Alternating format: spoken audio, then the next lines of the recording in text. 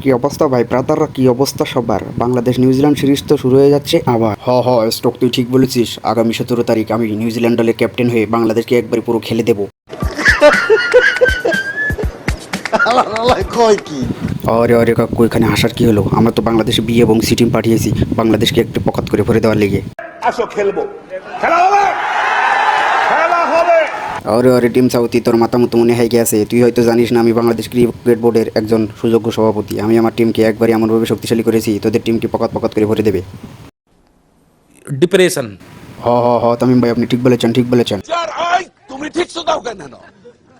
শালার পুত বোর্ড না জানা আবার ঠিক সুদাও।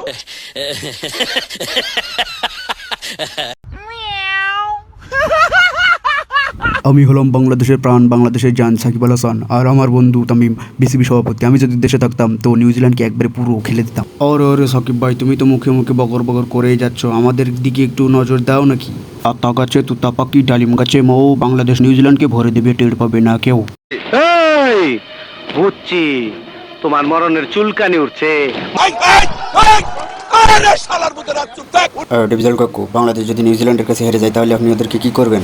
শিল মাইরা দিমু, শিল মাইরা দিমু, শিল মাইরা দিমু, আমি শিল মাইরা দিমু। আরে আরে কাকু, আপনি এত উত্তেজিত হেন না। এত উত্তেজিত হলে আপনার প্রস্তাব এই নাম আপনার প্রেশার বন্ধ হয়ে যাবে। এই বুঝছি, তোমার মরণের চুলকানি উঠছে। আরে আরে কাকু, আমি তো বলতে যাচ্ছি, আমরা যদি বাংলাদেশের কাছে হেরে যাই তাহলে আপনি আমাদেরকে কি করবেন? মলম লাগাই দিমুনি, মলম। আরে আরে ডিভিজল কাকু, আপনি একটু ঠান্ডা হন তো। আমি বিসিবি সভাপতি হওয়ার পরে এখনো পর্যন্ত কোনো হিসাব মিলাতে পারতেছি না। এই বোকা চোদা কয় কি?